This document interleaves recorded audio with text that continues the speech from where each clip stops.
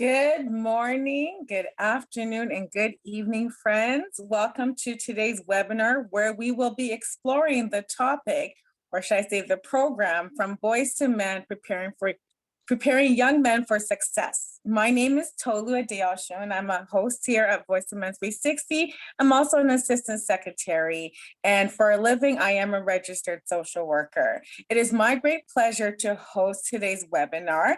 Thank you, Voice of Men 360, for providing me with this opportunity. I am really grateful to be here.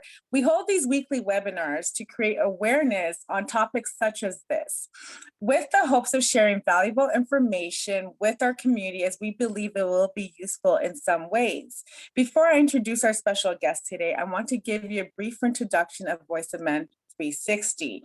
Voice of Men 360 is a nonprofit organization founded in 2020 and is based in Toronto, Canada. Voice of Men 360's organization was born out of seeing the tremendous needs of boys and men in society. So Voice of Men stepped up to support and help them in many areas of their lives. We are part of International Men's Day, which is a global organization. International Men's Day is based on 6 pillars, which has to do with the overall well-being of boys and men. It has been around for 21 years and is celebrated in nearly 90 countries around the world. And they do join together and do activities on a regular basis. As mentioned earlier, today's webinar topic is From Boys to Men, Preparing Our Young Boys for Success. And our guest speaker today is known as Mr. Willie A. Price Speaks, and he is joining us from Buffalo, New York. So he can't physically be here, but we can still have him from across the border. He is a motivational speaker and self-published author of more than 16 publications, ranging from Black history to self-awareness to real estate and property management. And he has a BA in mental health from the University at Buffalo.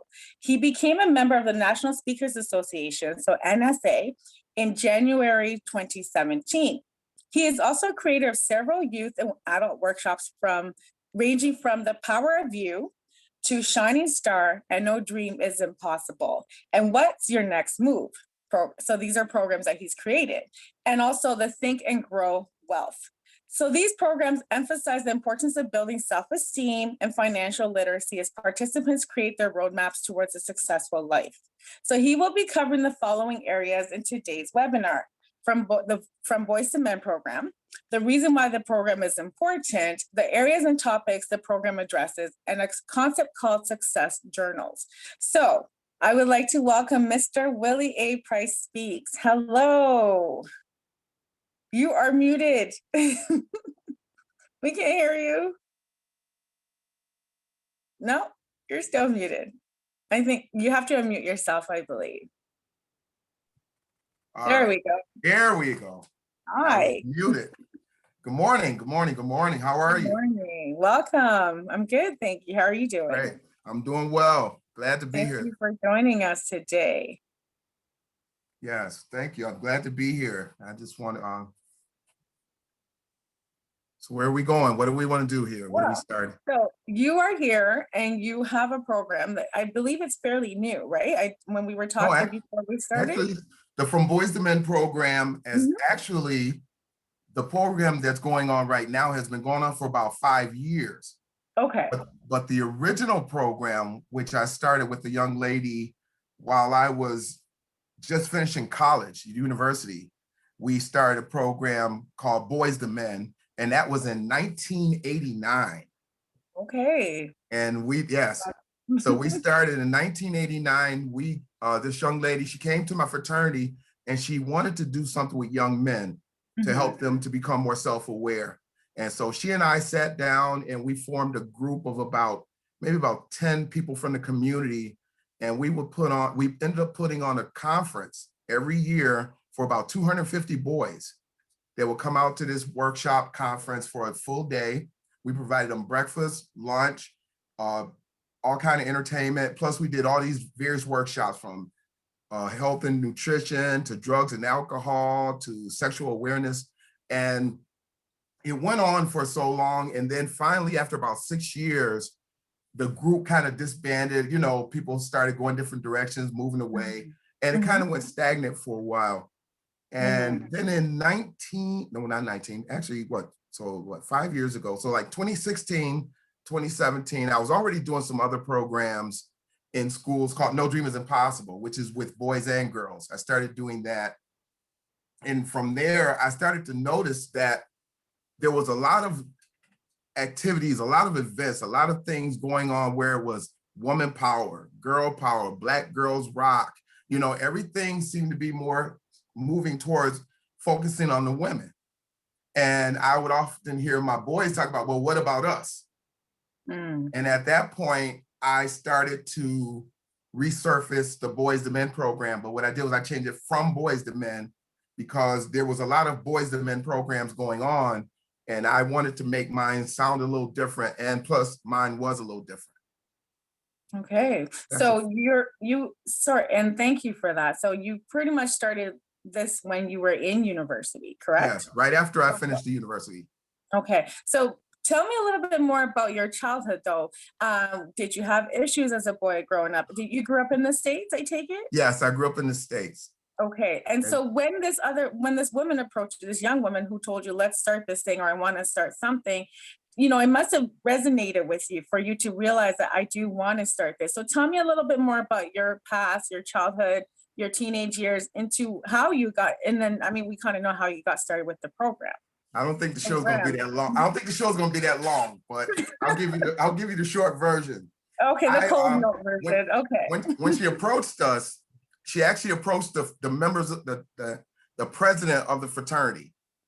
And because I was a new member just joining, everyone had to do a community service. And so they assigned me to be with her to do this event.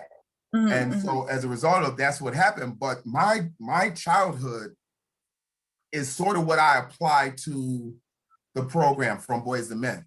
And what it is that I tell people, I'm going to teach you not how to be like me, but how to do the things that I've done to become successful in life. What that included was just showing people how they could take the things that they've done or things that they're good at and use that to generate or create wealth and businesses and opportunities for yourself. So as a child growing up, I grew up single family home. My mom and dad separated when I was about 6, 7 years old, abusive relationship. We had to go live with my grandmother, and then we ended up moving into our own apartment. But the thing was, growing up, I became the man of the house at a very young age.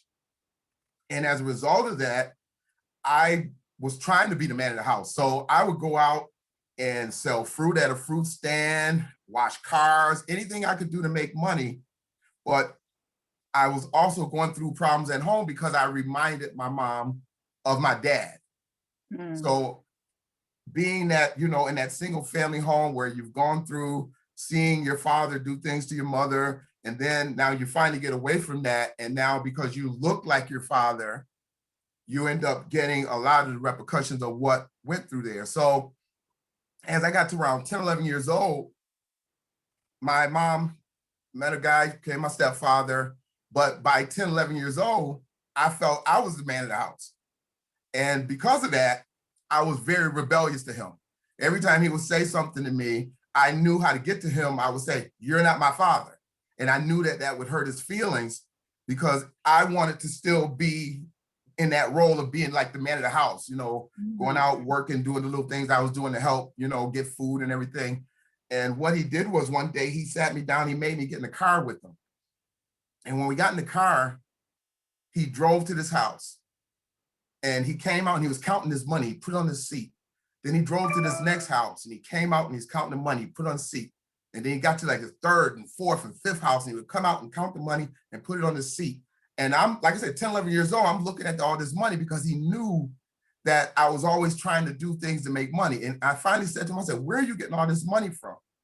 And he said, "Those houses that you saw me come out of, I buy them at auctions, I fix them up, and people pay me to live in them." He became my best friend that day because he had something that I wanted, something that I knew, he knew that would get my attention, being able to make money like he did. And, that's what it is, a mentor. He became my mentor. And so that's what we do in our program is we show young men that you don't have to do it all by yourself. You can find someone who's doing things that you're interested in and allow them to become your mentor. Ask them to become your mentor and let them teach you, so that way you don't make all the mistakes that they've made in life. So as I got older, he died before I bought my first home. But by the time I started buying properties, I ended up buying 20 properties in the city of Buffalo. And one of the things he always told me, he said, you'll learn to make more money and save more money when you don't have to always pay people to do all the work. And so again, a person wanting to make money, generate wealth and all those kind of things, I wasn't the best student in school. Mind you, I wasn't a good reader. I wasn't a good writer. I didn't really learn. He encouraged me to go to college. But at the time when I went to college, I could read. I wasn't a good writer. I was pretty good at math, but I went to college and learned how to read and write better by my Chinese roommates. And people say, well, how'd you learn through your Chinese roommates? If you think about it, when a lot of foreign students come to US, they can barely speak English, and we're wondering, how are they getting such good grades? And they showed me how they learned to prepare for coming to America to read and write. And they taught me that, and my grades went from C's and D's to A's and B's. And I used that to write my books. That's how I ended up becoming a writer, because once they showed me how to do that, my grades went up, I graduated, I bought these properties. But again, like I said, I was a person that didn't really like school, but my stepfather said, you'll learn to save money and make more money when you don't have to pay people to do the things that need to be done. Mm-hmm. So I ended up going back to school, vocational school, and I learned to do carpentry. Then I went back to vocational school to do electrical. Then I went back to vocational school to do plumbing and heating. So I started to learn all these skills. And as a result of that, I was able to do more of my own work, which means I didn't have to pay anybody. People came to me and started saying, well, I know you know about houses and you know how to do this. Can you help me maintain my properties? So I began and started a property management company, went to school and became a property manager. And then people came to me and said, hey, I know you know all these things about property. We're going to buy a house. Can you come and help us look at this house that we're looking at buying? Man, there could be a way I can make money doing this. I went to school and became a home inspector. Now, I'm a person, like I said, a person that hated school, but I found that I kept going back to school. So I became a home inspector, started a property inspection company, had a property management company, had all my real estate, and I was doing all these things. But like I said, I kept looking at the fact that I wanted to do something in the community to give back to the community, working with young people, things like that. And one of the things I enjoyed doing was writing about Black history, because one of the things I found is when I graduated from college, I went back as a substitute teacher. And the school that I went back to was my old high school. That was the first school I went to. And it was the month of February, Black History Month. And I noticed that they were doing the same people, talking about the same people then, 10 years after I graduated, that they were talking about when I was in middle school and high school. Martin Luther King, Malcolm X, Harriet Tubman, the same people they talk about today. And I kept saying, wow, there's more people that have done things in Black society than just those people. So I started writing an article for the local paper called The Challenger. I started writing an article called This Week in Black History, where every week I would write Black history events and put them in the paper. So this way young people could see that we have done more than in the month of February. And as a result of that, I ended up going to a conference because I started to do some speaking, some workshops and things like that. And I ended up going to a conference where I met George Fraser. He had this event called the Power Networking Conference. And I went there and I met George Fraser, who introduced me to Les Brown. Les Brown and I became very good friends. And Les asked me, he said, so what do you want to do, Willie? What is it you're looking at doing with yourself? And I said, well, I want to write books about real estate because that's what I was into. He said, well, what's stopping you? I said, I just don't know how to get started. I've never written a book, that, kind of thing. He said, well, what do you like to write about? I said, well, I like writing about Black history because I like to show young people that Black history is not just in the month of February. He said, so why don't you write a book about Black history first to help you get started? And that next year, I presented him with the first edition of This Week in Black History. This is actually the 4th edition of that book. I've ended up writing that book, adding more history to it as I went along and bringing the history more current. So it goes all the way up to 2013. That was the last year that I wrote this. This was from 2013. But I ended up writing that book, but then it allowed me during that time to write the real estate books that I was doing. So I ended up writing 9 real estate books, from property management to maintenance to inspections, how to buy a home, all those kind of things. But it still bothered me that I was not doing what I wanted to do with young people. And I would get young people with me and I would, show them how to do things, how to work on houses, how to buy houses. But it was 1 or 2 kids periodically. But when I moved to Niagara Falls, which is where I live right now, I got involved in the Niagara Falls High School. And I started a program called No Dream is Impossible, where I was working with young people, both boys and girls, showing them how they could take their dreams, thoughts, and ideas and become successful. And that program resulted from a situation in 2011 when I fell 25 feet from the top of a roof, shattered my left ankle, broke all the bones in my right foot. The doctor said I would never walk again, that I should be dead or totally paralyzed. At that point, I was like, okay, what am I going to do? What am I going to do to prove them wrong? Because when the doctor said he was going to take me into surgery to take my left ankle out and put these rods and screws and everything in it, that I would never, ever walk again, the first thing I said to him, okay, well, I know I'll never walk again, but how long before I can go to track practice? Because I run track and field. And he looked at me and said, didn't you hear what he said? You'll never walk again. And I said, I understand. I don't care about walking, but I need to go to track practice. And so that motivated me. And that's how the program No Dream is Impossible came about, because I never dreamed that I would never be able to walk again, but I always dreamed that I would be able to run again. So I did all the things, exercises, toe raises, knee lifts, all the things I used to do for track practice, I started doing with casts up to my knees on both legs. 3 months later, I walked into the doctor's office. 4 months after that, I ran my first mile. And I actually competed in 2017 at the Ontario Masters Track and Field Championships in Toronto, where you guys are located at York University. And I have a lot of friends there. So I just took the things that were a part of my life, and I said, you know what? I need to show young people that they can do anything that they set their minds to do. Because I found that, like, when I was growing up, teachers was telling me, because I wasn't a good reader and writer, oh, Willie, don't go to college. You're not good enough for college. Go to the Army, go to Navy, get a job. And I said, I wonder how many kids they told that believed it, because they were an adult. I'm going to believe this person because they know better than I know. But when a person knows themselves, like I knew myself and I knew what my stepfather told me. So I believed that I could go to college. I believed that I could get a degree. I believed that I could start a business. I believed that I can buy real estate. I could believe I could do all these things. I believed because I believed and understood what my skills were. So I started working with young people doing that. And that's how the Boys to Men from Boys to Men came about, where I started working with young men. We do physical, personal, and financial development.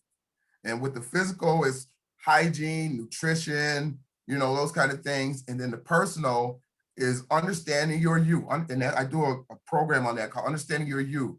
And it's all about the 4 W's to success, understanding who you are, where you're trying to go, what is it going to take for you to get there, and then why are you willing to commit to it?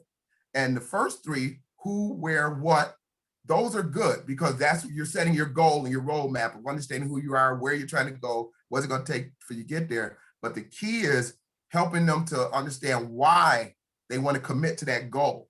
And when they understand that why, no matter how hard that goal gets, we always go back to say, well, it's getting hard. I don't want to do anything. I said, well, why did you start it in the first place? Why did you want to do it? And see, when they start thinking about why they want to do it, then now let's look at, okay, what can we do differently to help you to achieve that goal?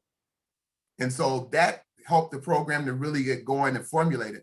But what made the program different is that when I said we do physical, personal, and financial, the financial part is what stands out for my program. We do entrepreneurship. We teach them how to take their thoughts, dreams, ideas, things that they enjoy doing, and showing them how they can make money doing the things that they enjoy doing. Because people always tell you, when it's something you do and you enjoy it, it's not work. Mm-hmm. And so if you can show them how they can make money doing things that they enjoy doing, then they can do it all the time.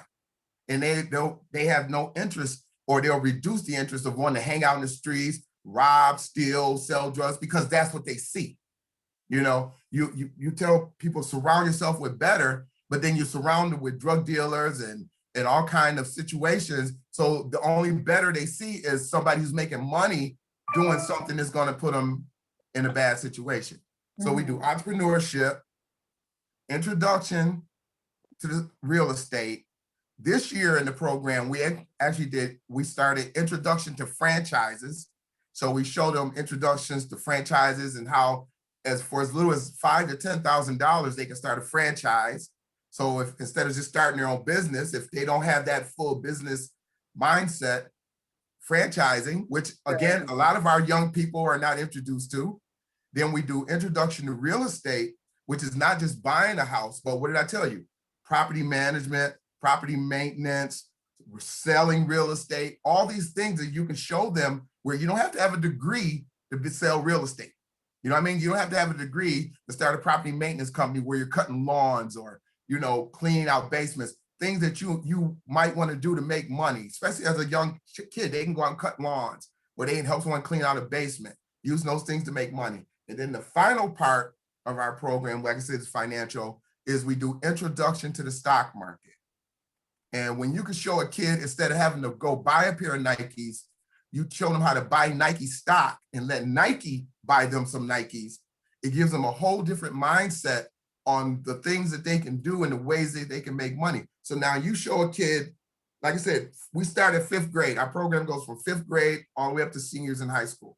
So at 5th grade, you're showing the kid that they can do these things. So now you're showing them entrepreneurship, franchises, anything in real estate, dealing with real estate, and then investing in the stock market. You got 4 different ways you can make money, generate money for yourself without having to turn to the streets. And that's why we say preparing young men for success and not the streets is our motto for our program, because we want you to have no excuse for having to turn to the streets to do anything other than to cross it. So, so that's our mindset. So that's about it right there. So I know I can go on. I told you, my name is Willie Price Speaks. Well, I was going to say, you really do embody your name. Speak. No, it's been good. No, you know what? I honestly, listening to you, I can see how passionate you are. I can see how this really means something to you. I heard a lot. I heard you talking about having a role model or mentor. I heard how you took on you owned the fact that you needed a man in the household, and so you became that man at a young age. You recognized that, but you were trying to make money, and it sounded like you were trying to make money the legitimate way. But if your stepfather had never come in the picture, eventually you may have turned down a path that would have been not so good. Right. And then he taught you. He showed you, hey, this is what you can do. And he showed you the world of real estate. And because you were trying to make money, you were trying to do something, you were trying to be something, you lapped that up and you recognized that, hey, this is something and it's legit and it's successful. And from there, you turned it into, you built this, what's the word I'm looking for? Like an enterprise for all these young men, and I'm sure young ladies as well, to realize that, hey, I don't have to turn to the streets. I don't have to follow the path of, A, B, and C. I don't have to do all this. There are ways to get out of to break the poverty cycle, to become something, and to make myself, feel that I have something to look forward to. I have something of worth. There is something, I can do. especially when, like you said, that the school system may try to tell them, oh, you shouldn't go to college, you're better off at this. And then you even showed, you said you struggle with education, you struggle with reading, writing, all those things. You learned and you overcame, and then the very area you struggled in, you started to, and in fact, like, operate in that area. You started to Exactly. write books, you started to speak, you start, and I mean, it's just like, honest, I'm just sitting here, I could listen to you speak forever. So this is probably why you are Willie A. Price Speaks, because you are a very engaging speaker and you have a lot to say. Thank you. Thank you. So thank you. And I have some questions for you now. So I was really trying to listen, trying to get, I liked what you said about the 4 W's, so that people can always go back to what am I trying to do? What is motivating me? And then keep going, right? Because sometimes you do lose your purpose, Yeah. and you sometimes, get distracted or get discouraged. And so I love that your program is built around trying to keep people on track, to not lose track of their goal and their Mhm. purpose. And It's that's what really we good. that's what Pardon? we did was that, and the book for that, like I said, I've got a book for everything. So the book for that was No Dream is Impossible, the 4 W's to a Successful Life. And I ended up writing that book because of that program. And then the same thing, I'm gonna let you get to your question. I just went real quickly on those. And then this year, we actually put together the books for the Boys and Men program. This is the high school edition. And then this is the middle school edition. So what we did was we Can you created show that one, the last one again? Is it the same title? it's from Okay, Boys and Men Success Journal, but this is the middle school edition. And okay. then this one is actually the high school edition. And it'll tell you like grade 8 to 12. And what it was I started the middle school because that's primarily what I was working with. But then I interviewed with the school district that wanted me to work with high school kids. And they were asking me all these questions about the journal, whether it had these things regarding high school, going to college, sexual awareness, all those kind of things. And I was like, well, no, it's more middle school, it's more middle school. But I was writing notes. So by the time I got off the Zoom interview with them, I started writing this book. I started writing this book in October, and it came out in January. I just got this in January. Okay. So this one just came out. This one came out in September. Okay. So it's a when you call it a success journal, Success journal. but it's an actual book, but is there places that they can write stuff Yes. to? Yeah. All my books, and that's one of the things, all my books are where you can write in them. Okay. And so what the success journal is, it's the activities that we do in the program. What I found during this pandemic, because I wrote these during the pandemic, because I said, when we do activities with the kids or the young men, the next week we're doing something else. The next week we're doing something else. And as a result of that, they kind of forget what we did the previous week, or some of the activities. So what I did was I created it based on the activities that we do. So this way, when we do the activity, I tell them what page it's on. They can go in, they can write notes, because there's notes after each section. And then there's a whole full, like 70 pages in the back of just journal pages where they can write dreams, thoughts, ideas, things they want to work on, which allows them to not only work on the things that we did in the class, but write down some thoughts and ideas of their own, as well as we have what is called, you ever heard of Napoleon Hill, Think and Grow Rich? Well, Napoleon Hill, Think and Grow Rich, you need to read that book. Okay. That's one of the things we use for our kids in the program. But he has what is called an affirmation, where you write down what the goal is, when you plan to achieve it, what is it going to take for you to get that goal achieved? And then we also put why in our affirmation. So we create this affirmation with a couple of those in the book. So this way kids can write down, remember your 4 W's. Who are you? Where are you trying to go? What is the goal? What is it going to take for you to get there? Why do you want to achieve it? And then you have this affirmation at the bottom that says, I will achieve this goal. It gives you a whole set of, I will achieve this goal. I believe I can do it by a certain date, and it goes through the whole affirmation for the kids. And so that way they're not just writing it down, but they're actually reading it every day and reminding themselves why they're doing the things that they want to do. Awesome. And so I like it because it's a one-stop shop. Everything's in there. The journal's there for them to actually write and so they can see what it is that they're working towards. But then the book, there's the aspect which has the book that allows them to kind of go back to, okay, this is what I need to remember. This is what it's going to take for me to do this thing. So that's really good. I do believe there was a question. Sivan, can you help me read that question? Someone had a question about if it was available somewhere in the US. Amazon.com. Okay. So wait, though, can you just do the book on its own, or does it have to be part of the program? You can do the book on its own because it basically walks you through the activities. But what I've been trying to do is set up where I would set up a Facebook page or some type of page where I would come on once a week and do different presentations from the book. And then they can just go to that page and review it, leave questions and things like that. So I'm working on that now. I've been so busy with the program itself, but that's something I do have the page set up. The Facebook page is called From Boys to Men Success Journal page. And so I just have to make it where people can join it. And once they join it, they can go, the young men can go in. And like I said, I'm posting videos, different activities and things that they can do to become, just work on the things in the book, as well as post ideas and thoughts and different things like that.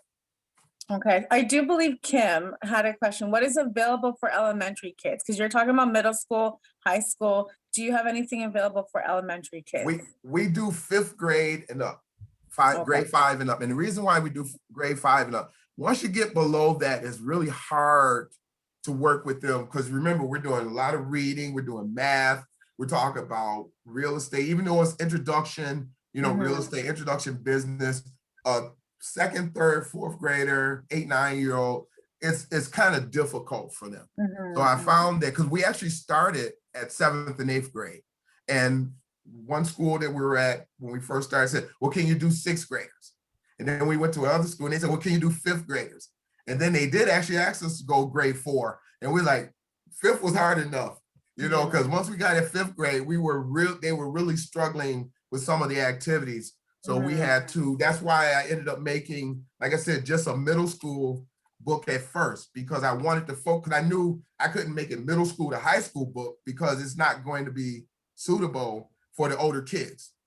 So it was more stuff suitable for young kids. And so that's what I did with the first one. And then I created the high school one, which is more of the high school level going into college. We do a lot of financial stuff, how to do savings, 10% of your earnings, whatever you get, taking it and putting it in something to save your money. And we do like a little thing where we get a shoebox. Like I just did this past week in our class week. I'm doing a program where we do a financial, we tell the kids, get a shoebox, cut a slit in the top, tape it up, and then every time you get some money, you put 10%, at least 10% in that shoebox. And then you set a date when you want to open it. So every 6 months, or for Christmas, or for summer, for, when you go away for vacation, whatever, and then open it up and see how much you have saved. And then that allows them to start learning how to save. Because if you say, okay, get a bank account or open up a savings account, by the time that money gets to the savings account, it's gone. But if you have a shoebox that you have taped up, that you keep under your bed or in the closet, it's easy access, but because you have it taped up, you don't always open it up. And I tell them to keep it in the closet so that way you don't get it and shake it up and constantly checking to see how much money you have, because we get tempted. You know how that is. We all get tempted. So that's what I just did that this week with the kids. And we also give out hygiene kits to young men. So we did hygiene kits and we did the shoebox with the savings, teach them how to save that way. And the hygiene kits had toothpaste, toothbrush, combs, deodorant, body wash, lotion. It's a full kit. So, I mean, like I said, I try to cover everything in the program that, again, preparing young men for success. Right. Is there a cost to your programs? Like, I know aside from the books, which you said are available on Amazon, but is there a cost to enrolling? Like you're mentioning hygiene kits, like are people having to pay for that, or is that free, or what, how does that work? My programs are normally sponsored by, I do several different ways I raise money. Or one way is I get sponsors to sponsor the books. So they sponsor, you pay a certain amount or make a certain amount of donation. And then we put labels on the back of the books with saying who sponsored the book. And then we can give them out to the young men. Okay. And then I have organizations and school districts that sponsor me. So right now we're sponsored in 2 schools here in Niagara Falls with 7th and 8th grade boys. And so I give them a price. We're doing 2 6-week programs. No, two 8-week programs. No programs are 8 weeks. We used to do 10 weeks. 10 weeks got a little long. So we're doing 2 8-week programs, and they pay, we tell them the price for the 8 weeks, and that includes the workbooks and the hygiene kits. So that's all, everything is covered. So the kids don't pay for anything. Okay. Okay, good.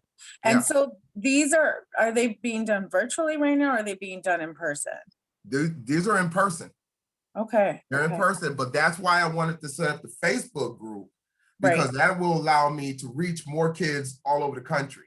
You know, if they have the book, then they can go into the Facebook group and I can do weekly activities in there, and they can go back and watch the videos or watch the Zoom presentations, and we do we do raffles, participation raffles. So we do activities, and then the kids do the activity, and then they get their name put into a raffle, and we draw the raffle, and they win prizes. So we do a lot of different motivational things that help these kids to stay motivated to take part and want to feel excited about being a part of the program. And to complete it too, correct? Yes. So we don't have any dropouts. We haven't had any dropouts yet. That's great. So can I ask you a question? So you're in the States. This program sounds like it's kind of like focused more, and I mean, you're now trying to do a virtual outreach, but it still sounds like it's for Americans in America. What about us in Canada, right? You mentioning even the raffle. I can't, like, I'm not a boy, but if I was, why would I join the program if I can't win anything all the way in Canada? But you can win something. You can win something, and the way you can win is because when we do the raffle, then we mail you the prize. We mail you the prize. But when you speak about Canada, like I'm doing your show today, I will be a workshop presenter, boys to men, working with right brain boys. I'll be doing that at the Ontario National Alliance of Black School Educators Conference, which is next month in April.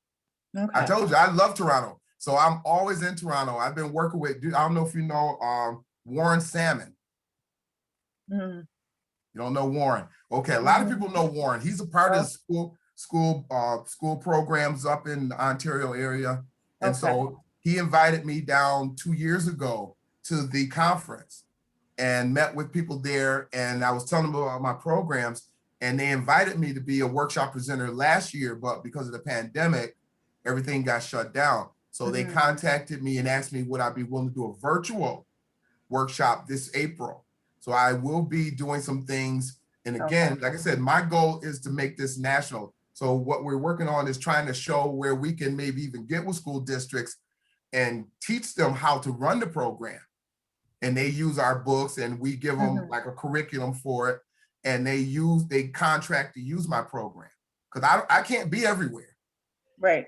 But if I can show you how to present it, how to work with the boys and do the things that we're doing, then we can reach a lot more young men and and it could be with young ladies too.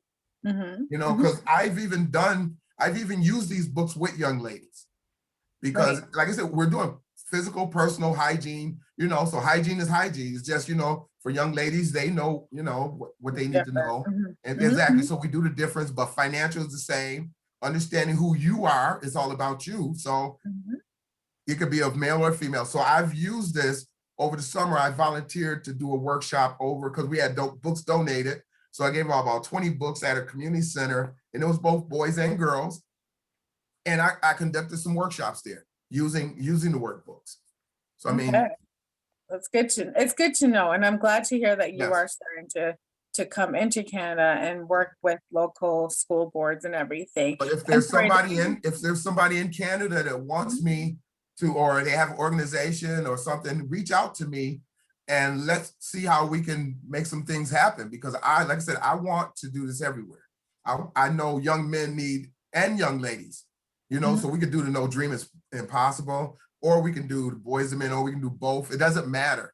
You know, my goal is to try to prepare young people for success, not the streets. So it can be young men or young ladies. No, it sounds like a really good program, and I'm glad that you are out there doing that. If anything to help people to stay off the streets and to be successful, it's great. So let me ask you a question, because what do you find to be the most common issues that young boys and young adult males face? Self-esteem. Okay, can you? Self-esteem and self-awareness. A lot of Mhm. times you'll ask a young man, so tell me, just like you ask an adult in an interview and they're not good with interview skills. You say, so tell me about yourself. Who are you? And the first thing they say, well, my name is, and then from there, they're trying to figure out the rest of it. When you work with young men, you say, so tell me about yourself. Tell me who you are, where you're from, what do you like to do, and why you like to do it. So now you've given them that roadmap. Okay, so who am I? So who am I? My name is Willie Price. I'm a speaker. I'm from Buffalo, New York. I love to write. I love to work with young people. So again, understanding who you are. Then, who are you? Where are you trying to go? What's it going to take for you to get there? And then why? So why do you like doing those things? So that every week in our program, we do public speaking. That's part of the program every week. And the kids hate it at first because they're thinking they're just gonna have to get up and talk about something. But everything we ask them is about themselves. So, we talked about savings this week. So tell us something that you want to say. First, tell us your name, what grade you're in, what is it that you want to save up for, how much is it going to cost, and why do you want it? Now, those are questions that they should know if it's something that they want. See, so again, you're getting them to think about things that they want, and then you keep adding. Every week we do different questions like that, where it's things that about them. Well, what do you want to do after you finish? What do you want to do for the summer? Where do you want to go? What do you want to do? Is it going to cost you to do that? And why do you want to do that? And then again, they're answering the question because it's all about them. But what it does is they're telling you about themselves, if they're thinking about the things, and then they're getting used to public speaking. Because as they're speaking, I'm working on it. You can't be leaning, you can't have your hands in your pocket. I'm a member of Toastmasters. So I do all the things in Toastmasters that we do. I do that with the young men in the program. So again, we're working on public speaking. We're working on personal hygiene. We're working on nutrition. We're working on finance. Like I said, we work on every week. We do all three subjects, and it allows them to grow every week. They're getting a little better. And then one of the main things we do is respect, because again, self-esteem and self-awareness means that you have to not only be understanding of yourself, but you also have to know how to win people over. So we do what is called winning ways. Tell me one action you can do to win a person over without saying a word. Smile. If you notice, most of our young men don't smile, because when they smile, their friends think what? Oh, you're soft, you're easy, you're a punk, all these kind of things. So young men walk around with a frown on their face. But then when they walk into a room around people who don't know them, primarily Black and older Blacks and older white people, they see them with this frown on their face, and their first impression is they're troubled, they're mean, they're angry, they're upset about something. So showing them how to smile, and not with a big smile on your face, but having them get up in the morning. And I always say, get up in the morning and look in the mirror and smile, and practice your smile, because you don't want to look like a crazy man smile, but you want to be able to smile at a person and feel comfortable. Because when you walk into a room at an event and you don't know anybody and you look around the room, you're looking for that table that's going to have someone looking at you like welcoming with a smile. You're not going to go sit at the table where everybody frowning like, what's he coming over here for? So we talk about that. And then we do, what are two different words you can use to win people over? Please and thank you. Please and thank you. So we work on that every day. And the teachers know they are supposed to be saying, when someone does something, they please and thank you. They're using it all day in school. So now that, again, because when that kid walks into that room and that kid's been walking around with that frown on his face, now he's smiling, he's saying please and thank you, the teacher is more willing to help him, because they see a behavior change and they see an attitude change, and they see that that young man is now more approachable. And so those are the things that we do with, like I said, we do so much with them that it's, you know, it's just crazy, but we do that every week. You know, we go through those three winning ways, and then we tell them, I'm checking with the teachers, I'm checking with the principal, I'm checking with your counselor. And then I also have them come in. How many of you guys said please today? How many guys smiled at someone today? How many people said thank you today? You know, have you said thank you at home? You know, and tell us what happened, why did you say it, or who did you say it to? So again, we're working on their public speaking again. So we take everything and we combine it all together. So even when we're working on public speaking, they don't even realize it sometimes because they're just talking about what they did, who they are, the things that are going on with them. And when it's easy for them to talk about themselves, then they're more confident when they stand up and talk in front of the class. If they have to read something or give a presentation, they feel more confident about it because they've been used to speaking now. Okay, thank you. So your program, we've talked a lot about boys, about young men, like teenagers. What about men? First of all, how does your program actually help men? But also, what are the common issues that you see that men face? A lot of the same things. A lot of the same things. One of the things, and one of the things that we found, even with the young men and the men, one of the activities that we found is universal for a lot of men was tying ties. We bring in ties, we get ties donated, and we bring in ties, and young men get excited about tying a tie. High school boys get excited about tying a tie. We've even had some men come in and they were excited about tying tie, learn how to tie a tie, as well as helping the young men learn how to tie ties. So that was, I mean, just that basic a situation, you would think, oh, tie a tie, that should be easy. But a lot of people don't know how to tie a tie, especially young boys, this era, you know, the young men that you have now, they don't have a lot of men. Everybody's wearing t-shirts, you know, collar, you know, polo shirts or mostly t-shirts, those kind of things, the people that they're surrounded by. So learning how to tie a tie, how to dress properly, you know, those kind of things, they're not being taught. So that way, as they get older, how to present themselves. We also do, like I said, hygiene. There are a lot of grown men that don't know all the things about hygiene. Personal development, understanding who you are. You know, who are you? What do you want to do? Where do you want to go in life? Where have you been in life? You know, because right now they're at a standpoint where they may be at a certain point in life and think they can't go any further. But then that's when you help them to understand, okay, so what are you good at? What do you like to do? And let's see how we can take what you like to do and show you how to create a business doing that. So now you've got their interest, because it's not, let me show you how to do real estate like me, or you know, manage properties like me, but let's take it and find out what you like to do and see how we can help you to make money doing something you enjoy doing. So now it's all about them. And when you do that, again, you win them over as well. Like I said, we work with adults, we work with kids, we work with young ladies. It works for everybody because it's nothing that is focused on one particular group. It's something that you can use with any group. It's just that it seems that most of my sponsors focus on middle school and high school kids, mostly middle school kids, as a matter of fact. But with, like I said, finances, you have a lot of adults that, and I do a program called Think and Grow Wealth. Like I said, I create a lot of programs. I have a program called Think and Grow Wealth, and that's all about financial literacy. And I do that with youth and adults, and I've done adult programs. You know, you have people with 8 credit cards. Why do you need 8 credit cards? Why do you need 8 credit cards? I met people with 8 and 10 credit cards. I don't have 1 credit card. I haven't had a credit card in over 20 years. And then I also tell people I don't have a credit score. And people say, well, how do you not have a credit score? But that's a whole nother story. But again, because I pay everything cash and I do everything, I have no debts, I have no car notes, I have no mortgages. Remember, I had 20 properties.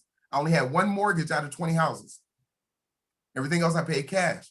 So because of that, I have no credit score because they have nothing to base my credit on. You're not borrowing anything. Right. So when they put in my name and my social security number, it comes up as an error. because I have no credit score, but I have no credit cards, I have no mortgages, no car notes, I have no debt. And so I'm not teaching you how to have no debt like me, but I'm teaching you how to get as little debt as possible. So if you make $1,000 or $1,500 a month, and now you got your bills down to where you're only paying $700-800 a month, now that means you got $700 a month that you can save. That's $8,400 a year. And then that next year, another $8,400 a year. So now you're at $16,000 in 2 years. You have no reason to have a bunch of debt. You don't need a credit card. And so that's the kind of things I teach adults. So, I mean, like I said, no, and that's good. But I see what you're saying. The root.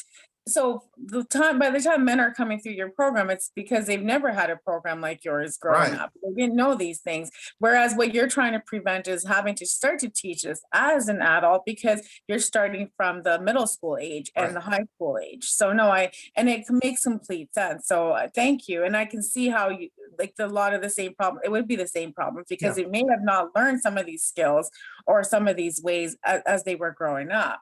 Now, as they get older, the skill, they just get worse. You know what I mean? The problem gets worse because as they get older, they get more financial debt. Their hygiene is, because they haven't taken care of their body in so long, their body is starting to have effects. Their personality is changing or has gotten worse because they didn't learn certain behaviors as they were growing up. So that's why we start out at a younger age. So that way, as they get older, they've already got some of the skills in place. Whereas as an adult, we're setting our ways, Right. And it takes a lot to change. A lot, because they don't want to give up those habits. A lot of times they don't want to give up those habits. Right. So can you just give us, our time is almost up, but can you give us an example of someone with a success story as one of your graduates from your program, any of your programs, sorry. Would you like to share a story with us? Oh, man. Like I said, I always say they're all a success to me because I look at our young men and we have I'll tell people, if you go to WKBW Boys to Men and you look up that video, and I don't have the link in front of me, but if you look up that video, you hear 5 young men because the news channel came out and did a story on the program in 2018. And it talked about these young men who took part in this program. And the one young man, he always brings to mind, his name is, I won't give his name, but he talked about, he said, before I joined the program, I was always getting suspended. I had family that was in and out of jail. I was always getting in trouble in school. I was always fighting. But then once I joined the program, I wasn't getting in trouble as much. I wasn't, being around those people in my family that were going to jail, and then his grades got better. Teachers were coming to us saying how much better his behavior was. And so that's the kind of success story that we've had, that the fact that a lot of these young men have those emotional problems because they're angry. Like I said, they're not only looking angry and not smiling, but they're angry because they've been through so much as a young man, especially in a single parent household where the mother may be the head of the household. And so now there's so much pressure on them, they're trying to be a man in a boy's body. So there's so much pressure on them. So when they come to school, they're so frustrated and aggravated that they act out. And then the first thing the teachers say, well, he's angry, he's got discipline problems. So the first thing they want to do is put him in a special class or put him out the classroom period and suspend him. And like I said, most of our young men, that's what we hear. So like I said, they're all success stories because that's what we hear all the time, is that how they were, having problems. They were getting suspended. They were arguing. They were fighting. They were, I had one kid that, and it shocked me the way he said it. He actually was talking about how he stomped on a kid's head in the classroom and the teachers didn't know what to do with him. And when he came into the program, they came to us later and saying how much better his behavior was, how much more he was participating, and how more active and how vocal he was. Because a lot of times they don't know how to vocalize what's going on with them. So when they get angry, the first thing they want to do is they want to hit. because they don't know how to express what's going on with them or express that they're upset. So learning how to control their anger and emotions and express it verbally. That's why we do the public speaking with them. So that way they can say, you know, well, what's wrong? You know, and then they can express why they're doing the things that they're doing. Because a lot of times they'll do something, you say, why'd you do that? I don't know. They know, but they just don't know how to say it, or they don't want to say it because they feel funny about saying that, you know, well, I didn't get to eat last night, or my mom, you know, her boyfriend did something. So, you know, they have all these things bottled up in them. So allowing them to become more vocal, more be able to express themselves, understand who they are, and talk about, you know, with confidence. That's so, like I said, for all my young men, that's the success, showing that they've been able to move on from those stressors and gotten better in life, you know, and feel better and confident, more confident about themselves. That's so great. They're all success stories to me. No, that's great. And it does sound like it's a really wonderful program. So if you wouldn't mind, can you just remind us once again how the audience can reach your program, whether it's by Facebook? Can you say the name of the Facebook page again? Is there a website they can reach you? Is there an email address? Can you just share that with us before? Everything is very easy. Willie A. Price Speaks. That's my WillieAPriceSpeaks.com. That's my website. Willie A. Price Speaks is my Facebook, and Willie A. Price at AOL.com is my email right now. I'm going to change the email later, but I'm going to keep that one going for a while. I'm going to say, isn't that an old one? Yes, very old. Back in the 90s or something? I'm trying to leave my Facebook, my AOL alone. I get that a lot too. People say AOL, not a Gmail. I do have a Gmail. I do have a Gmail, but I never check it. Okay, we didn't have AOL in Canada, but I remember hearing it when you see the commercial from the States. So yes, I still have an AOL account, but I am linking up a email to my website.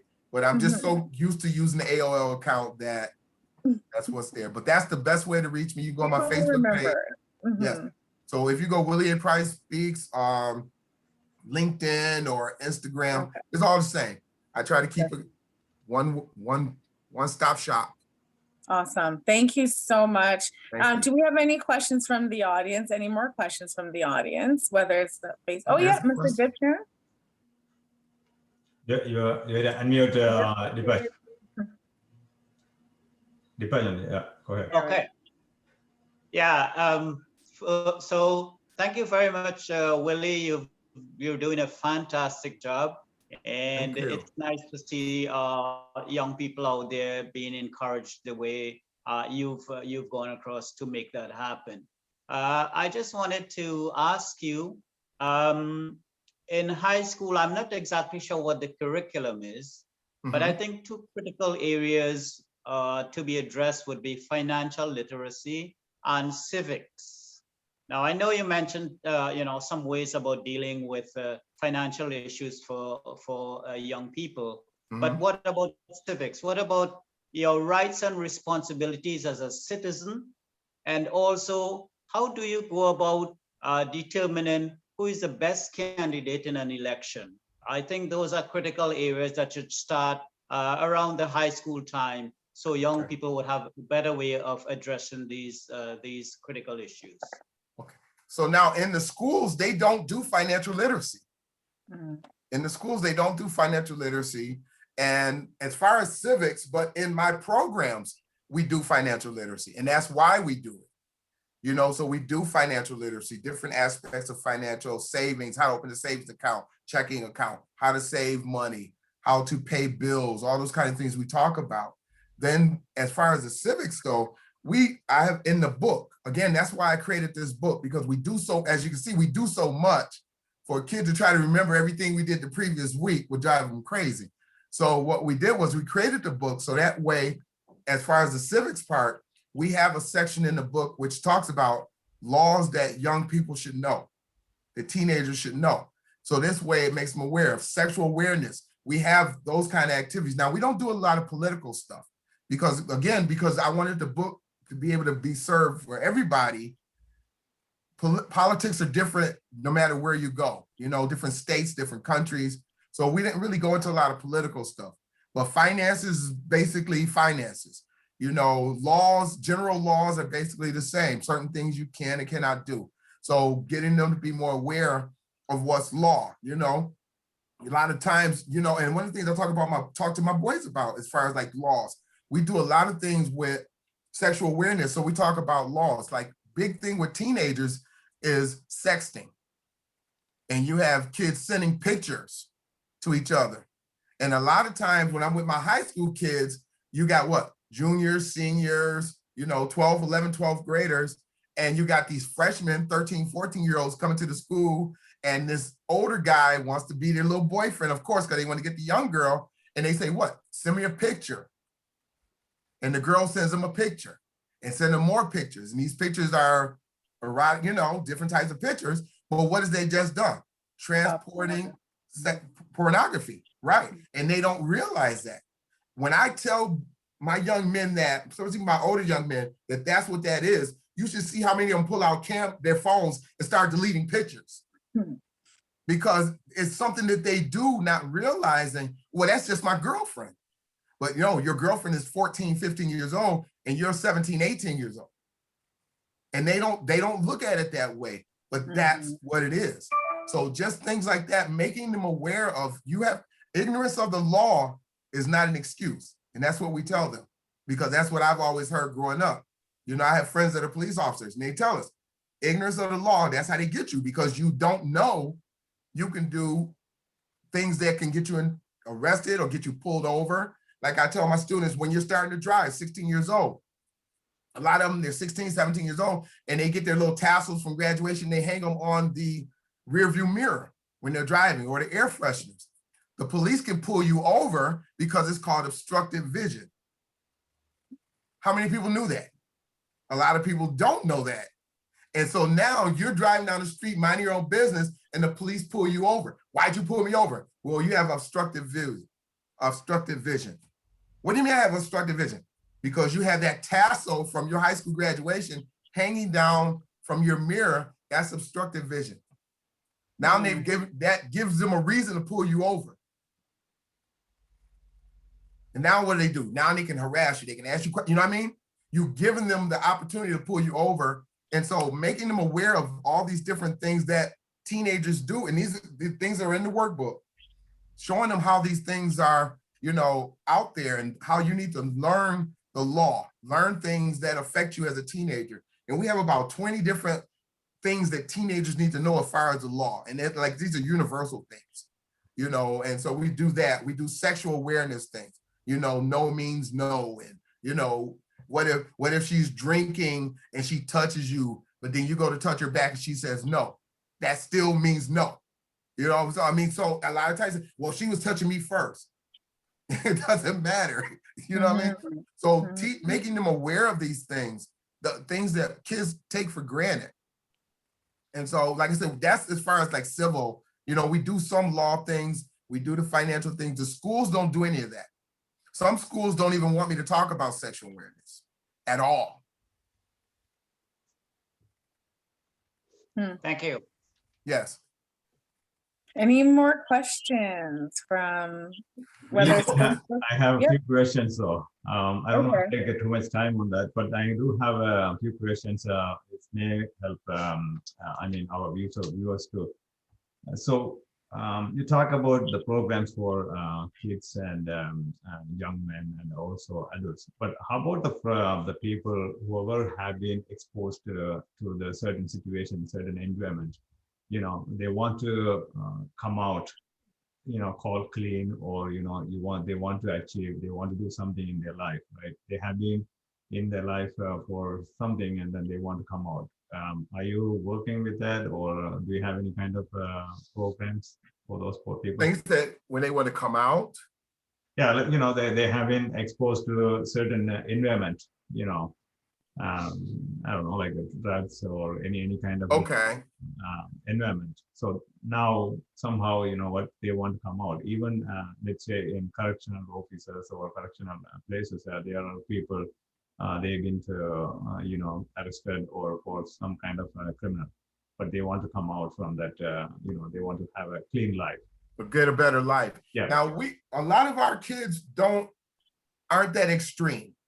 Mhm. They're not that extreme where they've been in criminal justice system or juvenile detention centers. And as a matter of fact, I was just contacted a couple of weeks ago by an organization was telling me that I need to reach out to the juvenile system, criminal system, to work with kids who are in detention centers and because again, they too would definitely benefit from it.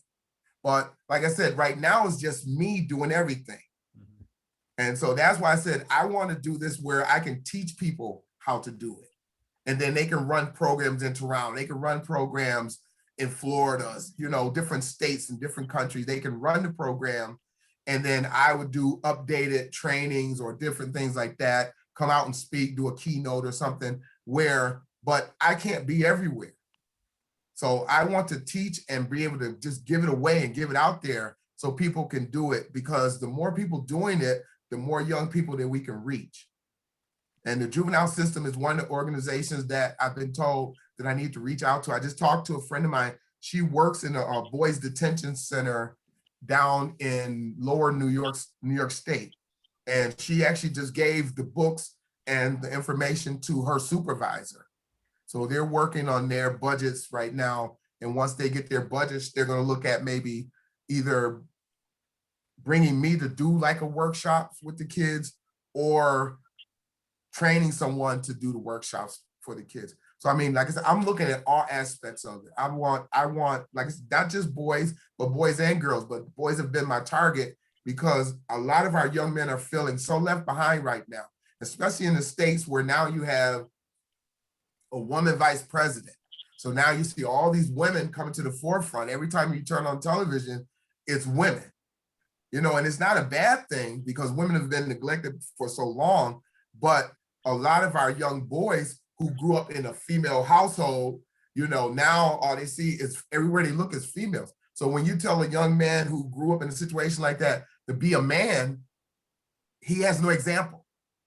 He has no, when you say be a man, a man doesn't cry. Be a man, act like a man. And everywhere he looks around him, he's being surrounded by women and sisters. Like I grew up with 3 sisters and a mother. But for me, because I had mentors and I hung around a lot of guys, I learned how to do some manly things, some of the things I need to do to become a man and do things. And my stepfather, he taught me a lot. But a lot of young men don't have those examples.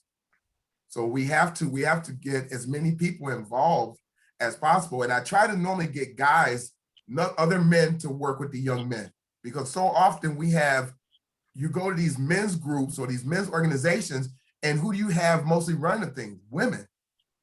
So now you go from home where you got a mother and 3 sisters, and then you go to a program that's run by, you know what I mean? So it's like, okay, you're in a boys program or a boys group, but the person who's over the whole thing, you might be one man teacher or a couple men teachers, but it's women who are running the program.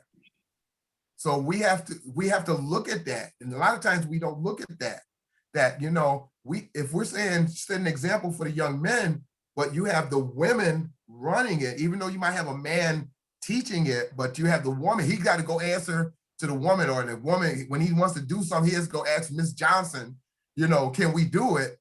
Then he's saying, well, that's the same way it is at home. Whenever I want to do something, I got to go ask my mother, So we have to look at that and say, we have to find men that are willing to step up and take the leads, or even put in charge of some of these things that we have that are supposed to be helping young men. Because it doesn't really help them as much. I think in school, in everywhere, not only here in Canada, but there are schools, not many men. Most men of them teachers. Most of them are teachers. So exactly, that's all women. One of the problems too. Do you have kind of like a sponsor package, or how do you work with them? Like, let's say organization and different corporations, or how do you want to allocate? How do you want to work with them? Do you have kind of a different package, or how do you? I have a curriculum outline, but what I do is what makes my program so different is that we gear it towards the organization. So we send you like our outline, and it gives you like about 10 topics or 10 areas. You could pick out 5 or 6 different areas that you think are most prevalent for your young men. And then we start with those and we incorporate that into the 6-week training. And then we can do another 6-week where we add different ones or expand on the ones that we're working on. So we allow you to kind of direct us because you know your population better than I do. That's why I said I want to find where I can implement this and give it to other people in different locations and let them run it, because they know the youth that they're working with better than I do. Me showing up and doing something, especially virtually, with a group of kids in a whole nother country, you know, they're not going to really relate to me. They hear what I'm saying, but they hear it from someone that they've been around and know is going to help them to comprehend that information. And that person is going to reflect what they're presenting to them too, because they're going to lead by example. Absolutely. You need to have more facilitator in their own language. Yes. Or so that's why I want to try to find ways where I can give the curriculum and they pay, you know, pay for the curriculum. I do the trainings, the books, they get the books and everything. And then I'm working with them, but they're running it. I'm just kind of, you know, answering questions, and, you know, they contact me to find out, okay, well, we're dealing with this situation. How do you deal with it as far as the program? Right. How about, you said that you had, you have an 8 weeks program or 2 sets of program workshops. So is there any follow-up after they completed the program?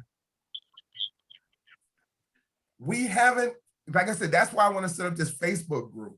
For the last 4 years, we've been at the same school working with basically the same kids. And they were like 5th grade up to 8th grade. So once they went into high school, unless they went to a high school where I was working, then they didn't get that follow-up.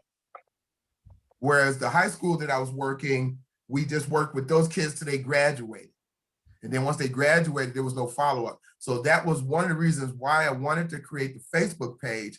So this way, even over the summer, even once they graduate, they could join that Facebook group and still have some involvement, have some interaction, post questions, things that they're going through now that they graduated high school and have concerns about college. Because in the high school edition, we talk about college, historical Black colleges, as well as regular college, the benefits of college, the benefits of vocational training, the benefits of, you know, getting a job. We have all that in the high school edition. So we try to cover all the aspects of what is it you're going to do after you graduate. Are you going to go to college? Are you going to get a job? Are you going to go in the military? Are you going to go to vocational school?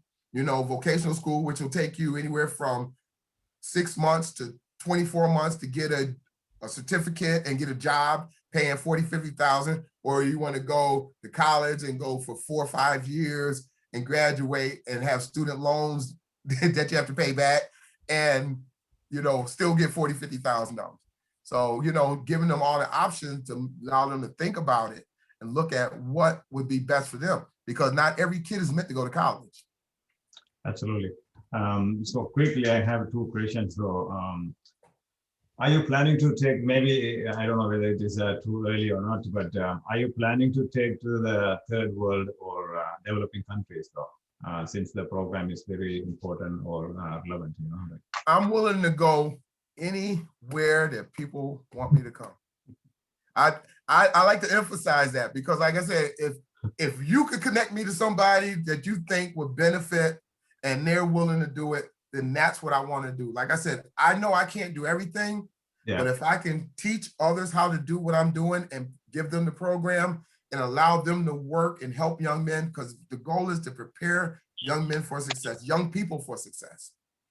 And if we can do that, the more people we have doing it, the more young men we can reach.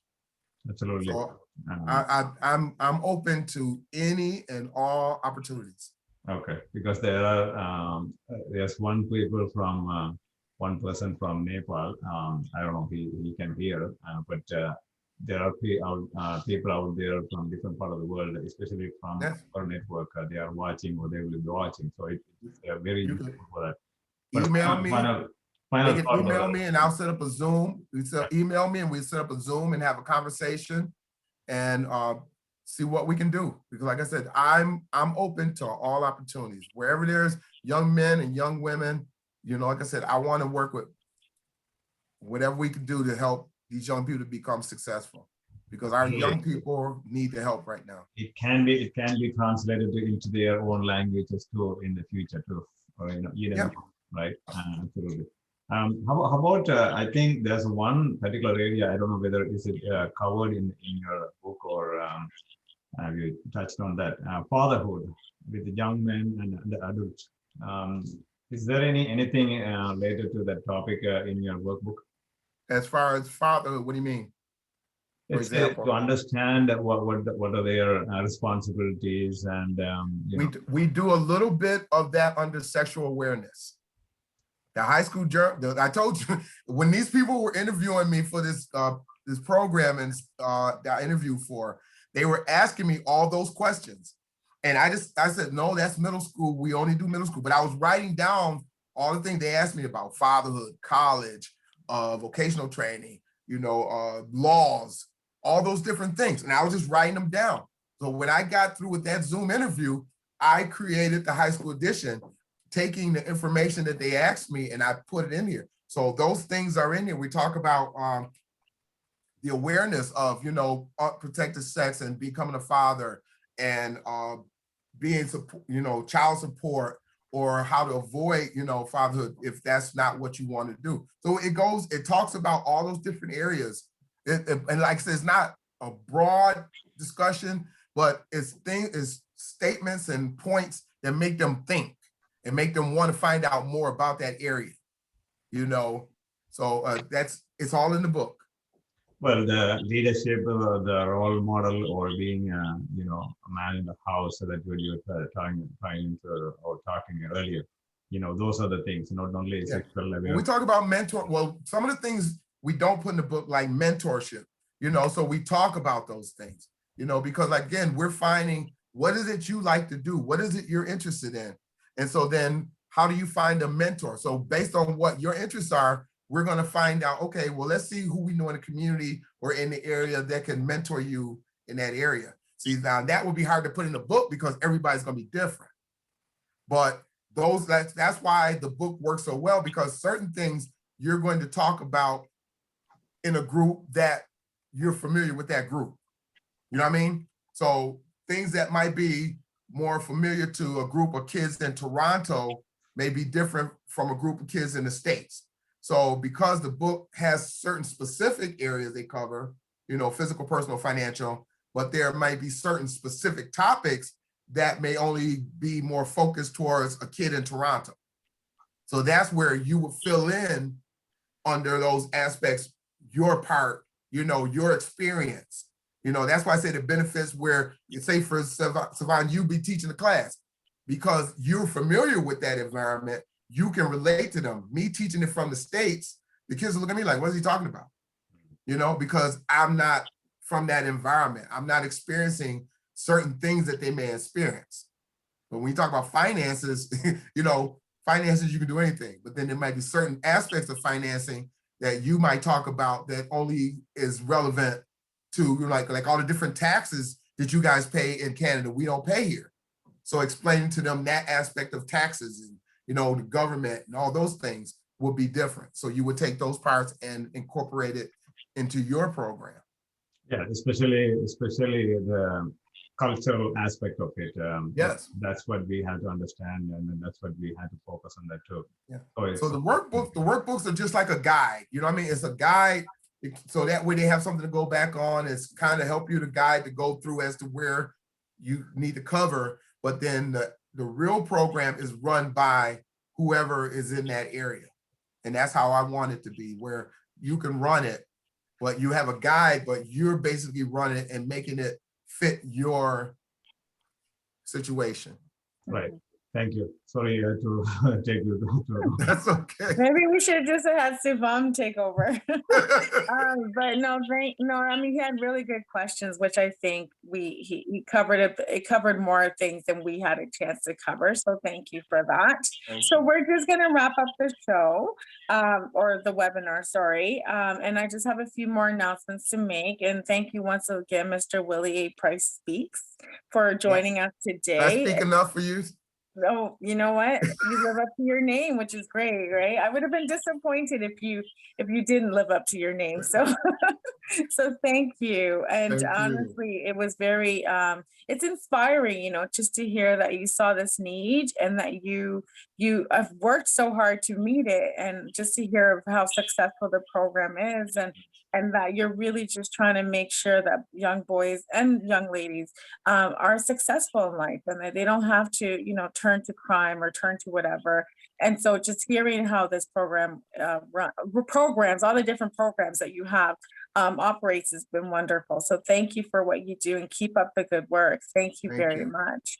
We appreciate your time. So just a few announcements. We do here at Voice of Men 360, we do have 4 live weekly shows. We have Open Up, which is on Sunday, every Sunday at 10 a.m. Eastern Standard Time. So that's just a chance where we do have different guests that come on every week, and they just open up a little bit about their lives, and they talk about, you know, what they're about, what's, you know, what has brought them to the point of where they are in their lives. And so that runs every Sunday at 10 a.m. Eastern Standard Time. We also have this weekly webinar, which is every Saturday from 10:30 to normally 11:30, but honestly, sometimes we run later, and today's been one of those days, but we've learned a lot of knowledge, a lot of information has been shared. So sometimes it does go later than 11:30, and that's Eastern Standard Time. And then we also have Willie, which means I in English. So that's where also the same thing is opening up, sharing your personal life journey. And that's in Tamil, by the way. And it's a live talk show on Wednesdays at 7:30 p.m. Eastern Standard Time, and Sundays at 8 a.m. Eastern Standard Time for people that live outside of Canada. And then we also have a panel discussion we try to do once a month in English and in Tamil. And so those dates are to be determined. And we do have podcasts that are available, Open Up, and we also have Willie. So those are ones that you can find and participate at your own convenience.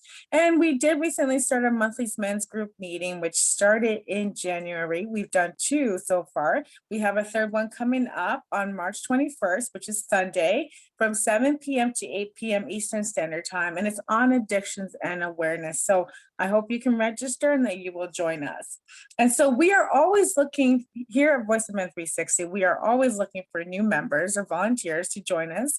And so if you are one of those people, anybody can join us. There's no limitations to gender, to age, nationality, or ethnic groups. Oh God, I can't talk today. All walks of life can participate in our shows. If you want to be a guest on any of our shows, or you're willing to be part of our organization and you want to help us directly or indirectly, please reach out to us. So we would love to work with any individuals or organizations, professionals, experts, community organizations, associations, corporations, you name it. We are open to working with you. We can be reached by phone 437-889-8329. That's 437-889-8329. Or in our email address is info@voiceofmen360.org. That's info@voiceofmen360.org. And our website is www.voiceofmen360.org. And we are on social media. We're on Facebook, Voice of Men 360. We are on TikTok. We are on YouTube, we're on Twitter, we're on LinkedIn, we're on Instagram. So we're pretty much everywhere. And it's all Voice of Men 360. So please subscribe to our YouTube channel as well. So thank you very much for taking your time to join us today. Thank you everybody for connecting with us. And we hope to see you again, Mr. Willie A. Price, and everybody that was on this platform. Thank you.